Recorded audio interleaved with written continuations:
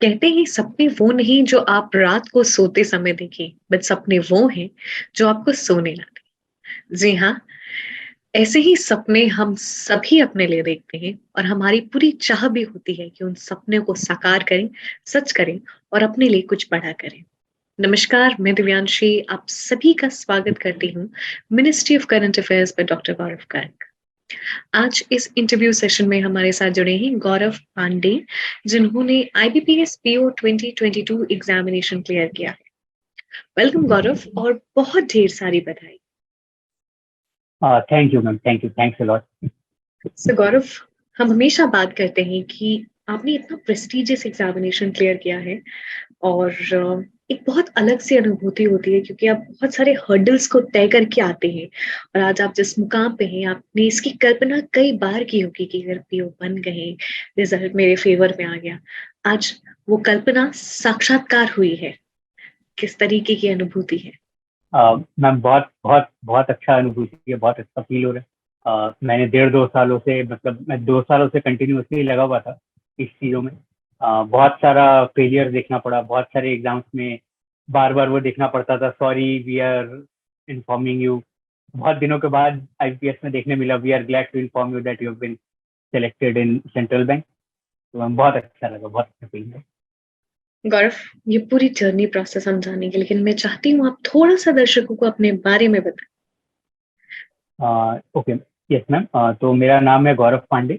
मैं ओरिजिनली कोलकाता का ही रेसिडेंट रहा हूँ, मेरा स्कूलिंग कोलकाता से हुई है और मैंने ग्रेजुएशन सिविल इंजीनियरिंग में किया था। उसके बाद मैंने अपना पोस्ट ग्रेजुएशन भी किया इन एमटेक। एमटेक डिग्री मैंने होल्ड किया था। अ, उसके बाद एमटेक कंप्लीट करने के बाद मेरा एमटेक एक्चुअली कंप्लीट हुआ कोविड बैच में। तो बेसिकली कॉलेज जाने का तो कुछ ज़्यादा चांसेस मिला नहीं। तो जब प्लेसमेंट भी हुआ तो प्लेसमेंट में भी ऐसा ऑन कैंपस में हमें ज़्यादा कुछ अपॉर्चुनिटीज आई नहीं पास में। तो फिर जब निकला तो फिर लगा कि एक मतलब स्टेबल गवर्नमेंट जॉब के साइड जाना ज़्यादा बेटर होगा, क्योंकि अभी रिसेशन का टाइमिंग आ रहा है, कोविड में बहुत ज़्यादा ले ऑफ्स हो रहे थे। तो मुझे लगा कि बैंकिंग का प्रिपरेशन करते हैं। उसके बाद मैंने बैंकिंग का प्रिपरेशन स्टार्ट किया और मैंने स्टार्ट किया था प्रिपरेशन अराउंड जुलाई 2021 में। और अभी बस रिजल्ट आए। गौरव, हमने इस साल के भी रिजल्ट में देखा है और हम पहले भी देखते आए कि बहुत सारे इंजीनियर्स हैं जो अभी बैंकिंग की तरफ आ रहे हैं। आपसे समझना चाहूंगी, जो कि आपका इंजीनियरिंग बैकग्राउंड होता है, बहुत सारे लोगों को लगता है कि आपके लिए एग्जामिनेशन थोड़ा सा आसान हो जाता है बिकॉज आप aptitude, quant, reasoning, you been throughout the process. तो क्या ये सच में आसान होता है या फिर हमें हमारी ये धारणा है? नहीं मैम, ये थोड़ा सा मतलब कुछ सब्जेक्ट फेवरेबल होती हैं इंजीनियर से साइड पे, मैं बोलूंगा जैसे क्वांटिटेटिव एप्टीट्यूड है।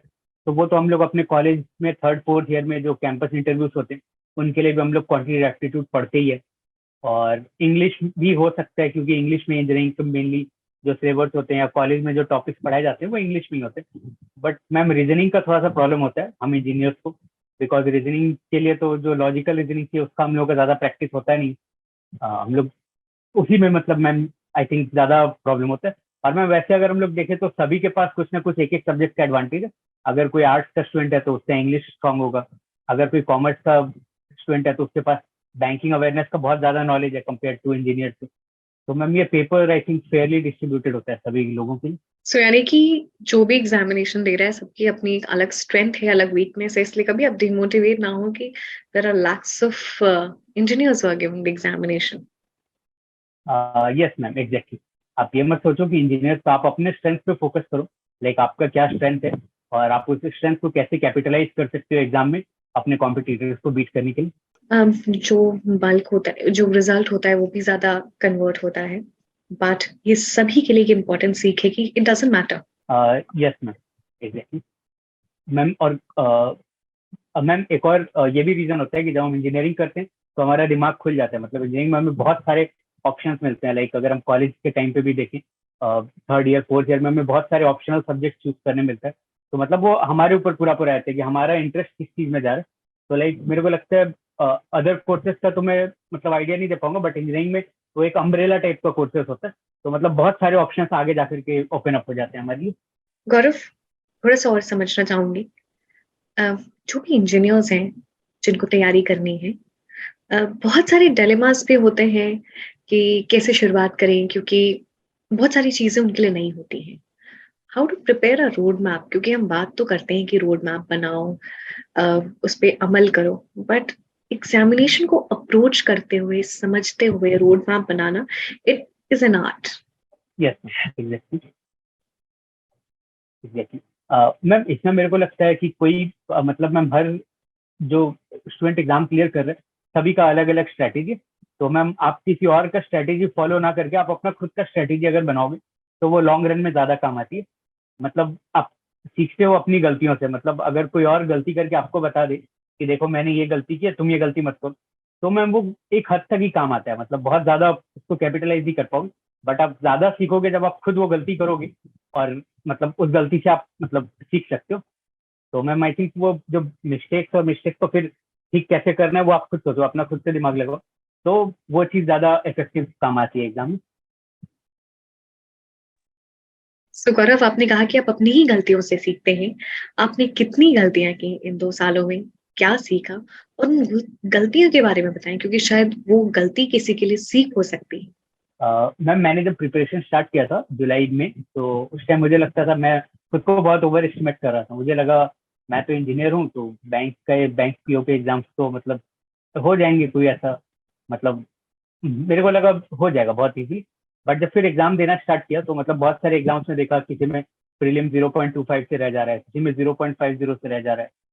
तो मैम जब फिर इंट्रोस्पेक्ट किया ना मैंने खुद को, तो मैंने देखा कि मतलब जितना रिक्वायर्ड नंबर ऑफ आवर्स है उतना मैं अपने टॉपिक्स को दे नहीं रहा हूँ। जैसे हम लोग जब मैथ्स में टॉपिक स्टार्ट करते हैं तो पहले आइडियली हमें चैप्टर वाइज जाना चाहिए, बट हम क्या करते हैं, हम डायरेक्ट मॉक टेस्ट में जंप कर जाते हैं जल्दी जल्दी करने के लिए, और कर लेते हैं और कर लेते हैं। बट मैम आई थिंक वो जल्दी जल्दी वाला जो अप्रोच होता है ना, वो मतलब काम नहीं आता एग्जाम में। एग्जाम में काम आता है आपका कितना बेसिक स्ट्रांग है।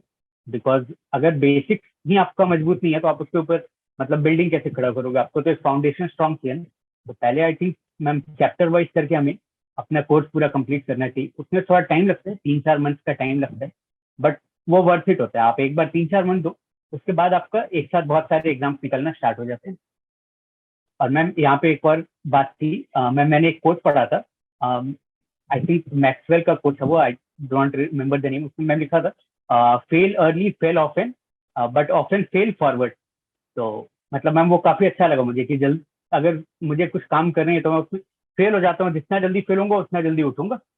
तो मैं फेल होने से हमें नहीं डरना चाहिए। ये बहुत बड़ा मैंने लेसन लिया अपनी प्रिपरेशन जर्नी में। गौरव, आपने ये बहुत ही इंपॉर्टेंट बात और बहुत ही अलग बात बताई, क्योंकि हम हमेशा बात करते हैं और हम हमेशा सुनते हैं कि आप मॉक टेस्ट से ही पढ़ें, लेकिन मॉक टेस्ट लगाने के लिए भी आपके बेसिक्स क्लियर होने चाहिए, जिसकी धारणा बहुत ही गलत है। और हम पहले ही मॉक टेस्ट लगाते हैं, बेसिक्स पे ध्यान नहीं देते, और it's like a vicious cycle, क्योंकि आप बेसिक्स पे ध्यान नहीं दे रहे हैं। you're you're writing a mock test, you're analyzing, और आपको समझ में ही नहीं आ रहा है कि आप क्या गलती कर रहे हो, and then again you are giving the mock test. तो मॉक टेस्ट कैसे देना है, कितना देना है, और सही प्रकार से देना है, ये इंपॉर्टेंट है। आई एग्री मैम, बिल्कुल। मैम आई थिंक पहले हमें चैप्टर वाइज पे फोकस करना चाहिए। वंस अगर चैप्टर वाइज हो गया तो आप खुद ही देखेंगे कि मॉक में स्कोर्स इंप्रूव होना स्टार्ट हो जाते हैं। मतलब अगर पहले 60-65% आ रहे हैं, तो जब आप चैप्टर वाइज एक बार कंप्लीट कर लो तो आपको कॉन्फिडेंस आ जाएगा। मतलब क्वेश्चन को देख करके डर नहीं लगेगा, आप भागोगे नहीं क्वेश्चन को देख करके, आप उसको फेस करोगे। ठीक है, ये चैप्टर तो मैंने मतलब इस चैप्टर का मैंने 100 क्वेश्चन किया, यहाँ पे एक क्वेश्चन क्यों नहीं कर सकता? तो मैम वो कॉन्फिडेंस आ जाता है पेपर में। वो कॉन्फिडेंस बहुत आई थिंक एसेंशियल होता है प्रीलिम्स या मेंस दोनों एग्जाम्स निकालने के लिए। पर 2 साल आप इस जर्नी में रहे हैं, और आप ऑलरेडी आप एक बीटेक ग्रेजुएट हैं, आपने एमटेक भी कर रखी है, और 2 साल से, बिकॉज कई बार होता है ना कि अगर हम कुछ भी चीज, it's not as per our purpose और it's not as per our plan, we tend to deviate or distract.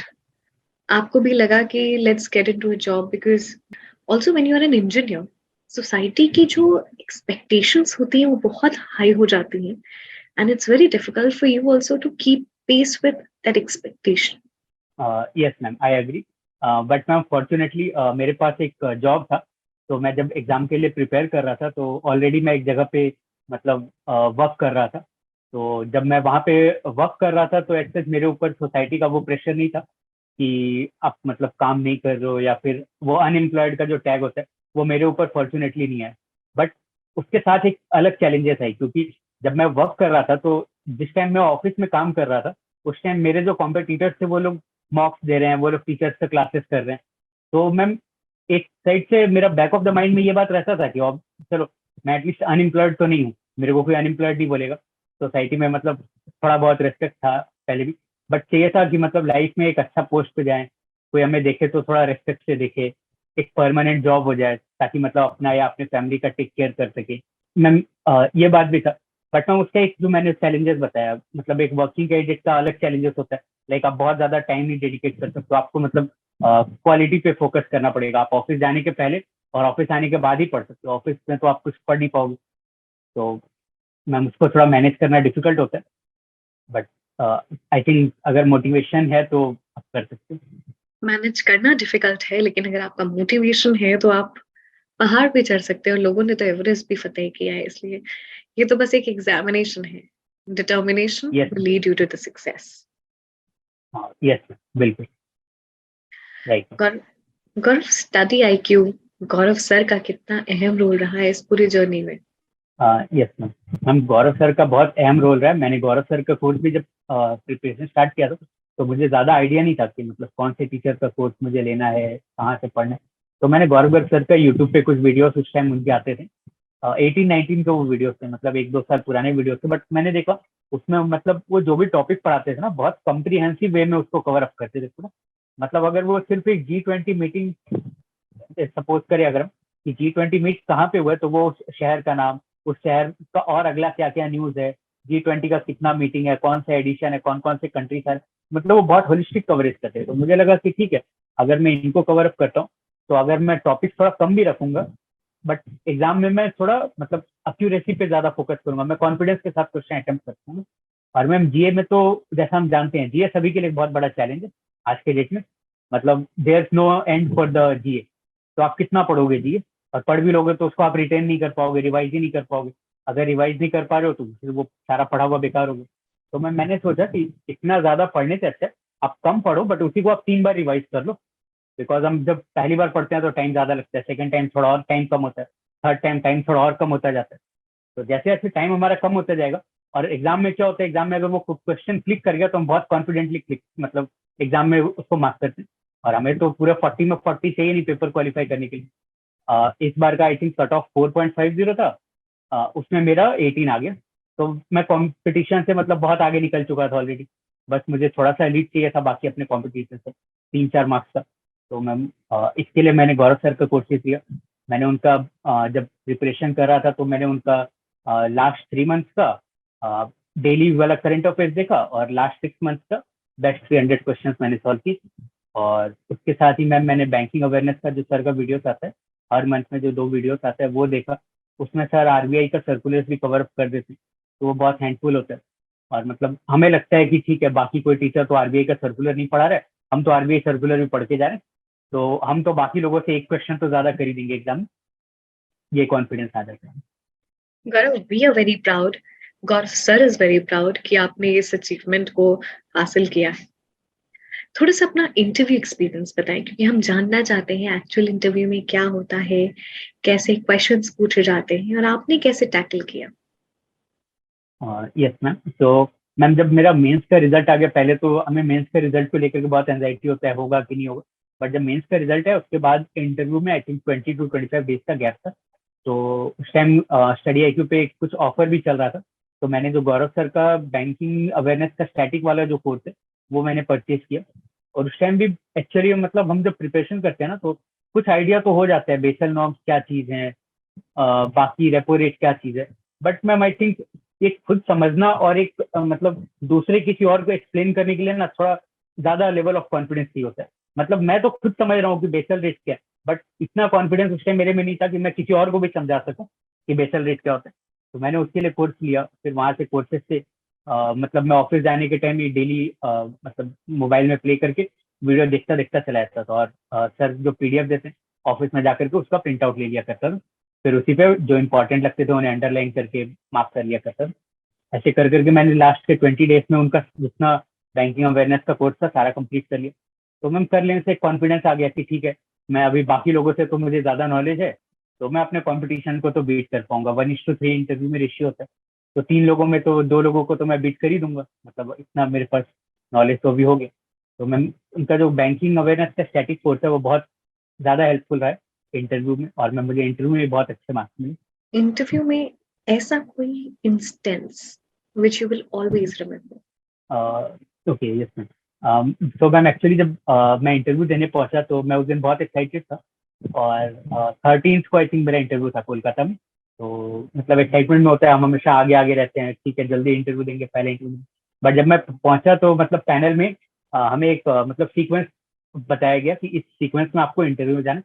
तो मैं जब सीक्वेंस देखा तो 25 लोगों का एक पैनल था, तो 25 लोगों में 25% मैं ही था, मतलब अपने पैनल में सबसे लास्ट था। तो मतलब मेरा दिमाग खराब हो गया, मैं सोचा पूरे दिन ऐसे ही बस बैठे रहने। हम लोग एंटर तो कर जाते हैं बैंक में 1 बजे के आसपास, और मेरा इंटरव्यू हुआ शाम को 7:30 बजे। तो बस 6 घंटे आपको बैठे रहना है, कुछ तो वहाँ पे काम है नहीं, मोबाइल फोन में टावर भी नहीं रहता। तो मतलब मैं वहाँ पे जब मेरा इंटरव्यू हुआ था तो मैं थोड़ा एंजाइटी में बाहर, एक गली टाइप का जगह था, कॉरिडोर था, उसको मैं वॉक कर रहा था। मतलब तो एक पैनल मेंबर थे, वो बाहर आई थिंक वॉशरूम के लिए आए थे, तो उन्होंने मुझे देखा, पूछा यार क्या काम है मैं बताया कि सर मैं ही लास्ट मतलब पर्सन हूँ पैनल में। तो उन्हें लगा कि मतलब ठीक है ये तो परेशान दिख रहा है, तो उन्होंने मेरे पीठ पे मतलब शाबाशी दी और बोला तुम चिंता मत करो, the last interview is always the best interview. तो मैं मतलब उस चीज से मुझे बहुत ज्यादा कॉन्फिडेंस मिला। और सरप्राइजिंगली जब मैं इंटरव्यू के रूम पे घुसा, तो जिन आदमी ने मुझे ये बात बोला था कॉरिडोर पे, वही उस पैनल के हेड मेंबर थे। तो मेरे पास एक एडवांटेज हो गया बाकी लोगों से, बाकी लोग अंदर जाकर के पैनलिस्ट से मिल रहे थे, और मैं पैनलिस्ट से कॉरिडोर पे खड़े होकर के 2 मिनट बात कर चुका था। तो मैं जब गया तो उन्होंने बोला अच्छा तुम वही हो ना जो बाहर में कॉरिडोर पे घूम रहे थे? मैं बोला हाँ सर, हाँ सर। बोला अच्छा अच्छा आओ बैठो बैठो बैठो। तो उन्होंने पहले ही सारे मेंबर्स को बता दिया कि ये लड़का बाहर में घूम रहा था, ये बहुत परेशान लग रहा था, इसको हमें आराम से टाइम देना है, इसका इंटरव्यू लेकर के घर जाएंगे। तो मैम ये चीज मेरे लिए बहुत मेमोरेबल हो गई, बहुत दिन याद रह गई ये बात। How interesting is this, and I am sure ये बहुत ही अनोखा चीज है जो आपके साथ हमेशा रहेगा, and you will always like to cherish, because ये छोटे छोटे मोमेंट्स होते हैं which act as a driving force. और अगर हम इतने पैनलिस्ट से if we get the appreciation in any form, recognition, it really matters a lot. Exactly ma'am, और मैम अगर वो पैनल के जो हेड मेंबर हैं उनसे ही अगर अप्रिसिएशन मिल जाए, और पहले तो मुझे नहीं पता था कि यही हेड मेंबर है, मैं सोचा पैनल के ही कोई मेंबर होंगे, बट जैसे ही मैंने डोर ओपन किया मैं देख रहा हूँ अच्छा सेंटर पे यही बैठे, और उन्होंने ही फिर पूरा मेरा इंटरव्यू कंडक्ट किया। तो ma'am I think I was lucky enough at this place, मतलब मैं लास्ट मेंबर होते हुए भी मुझे एक एडवांटेज मिला। गौरव, सेशन के एंड में है कुछ final tip suggestion? Ma'am final tip session, ma'am जो आगे अभी स्टूडेंट्स और प्रिपेयर कर रहे हैं उन्हें मैम मैं एक ही बात बोलना चाहूंगा कि आप मतलब जो भी टॉपिक्स को आप कवर अप करते हो ना, हम जब नया नया में प्रिपरेशन स्टार्ट करते हैं तो हमें लगता है कि हम हर टॉपिक में ना एक मतलब मास्टरी अचीव कर लेंगे। हम मैथ्स कर रहे हैं तो हम सपोज करिए जो मैथ्स के टीचर से पढ़ रहे हैं हम सोचेंगे कि हम मैथ्स उन्हीं के जैसा कर ले, या फिर मैं जब जीए पढ़ रहा हूँ गौरव सर से तो मैं सोचूंगा कि मैं अपने जीए को गौरव सर के लेवल पे लेके चला जाऊँ। बट मैम आई थिंक उतना रिक्वायर्ड नहीं होता है एग्जाम के लिए। गौरव सर को जितना आता है उसका अगर 10% भी मुझे आ जाए then I will definitely clear the exam. तो मैम आई थिंक ये रूल हर सब्जेक्ट में अप्लाई होता है। मैथ्स के टीचर है, रीजनिंग वो टीचर हैं, तो उन्हें मतलब एक सम सॉल्व करने का 10 तरीका पता है, आपको 10 तरीका नहीं जानना है, आपको बस 1 या 2 तरीका करना है, आपको बस एग्जाम क्लियर करना है, जॉब लेना है। तो मैम आई थिंक उन्हें बोलना चाहूंगा कि आप किसी भी सब्जेक्ट को ओवर टाइम मत दो, आप बस उतना करो जितना रिक्वायर्ड है। बस आपको ज्यादा करके तो मतलब आप मतलब जब एग्जाम क्लियर करोगे तो जो AIR 1 होगा या फिर जो जस्ट क्लियर करेगा, सैलरी तो सबका सेम ही होना है at the end of the day. तो आप बस कंपटीशन को बीट करने का ट्राई करो। Well said, thank you so much, and we wish you good health, good luck. Thank you.